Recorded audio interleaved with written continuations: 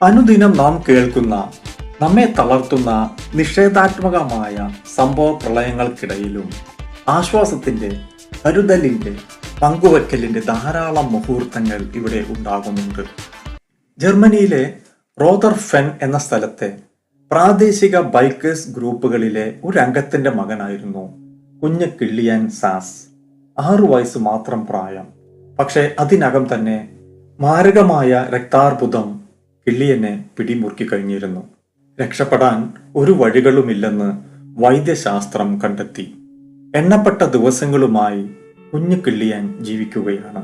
ബൈക്കുകളിൽ അതീവ തൽപരനായിരുന്ന കിള്ളിയന്റെ ആഗ്രഹങ്ങളിൽ ഒന്നായിരുന്നു കുറെ ബൈക്കുകൾ ഒന്നിച്ചു കാണുക എന്നത്.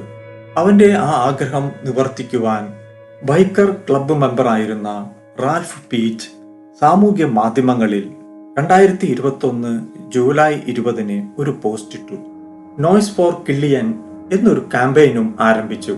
കുഞ്ഞു കിള്ളിയന്റെ അവസാന ആഗ്രഹങ്ങളിൽ ഒന്നാണ് കുറച്ച് ബൈക്കുകൾ ഒരുമിച്ച് കാണുക എന്നത്. തന്റെ വീടിന്റെ മുമ്പിലൂടെ ബൈക്കുകൾ ഹോണടിച്ച് കടന്നു പോകുന്നത് കാണാൻ അവൻ ആഗ്രഹിക്കുന്നു. വരേണ്ട തീയതിയും അതിൽ കുറിച്ചിട്ടുണ്ടായിരുന്നു. 10-15 ബൈക്കുകൾ എത്തുമെന്ന് കുടുംബം പ്രതീക്ഷിച്ചു. അങ്ങനെ പ്രഖ്യാപിക്കപ്പെട്ട ആ ദിവസം 2021 ജൂലൈ 24 വന്നെത്തി.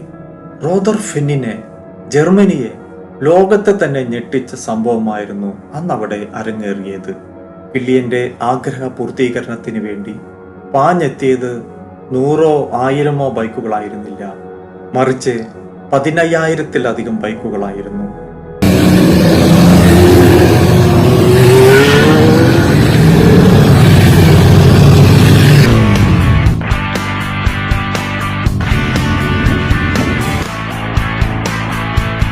Mit diesem Zulauf in der Größenordnung haben wir nicht gerechnet. ബൈക്കുകളെ കൊണ്ട് റോദർഫെൻ നിറഞ്ഞു.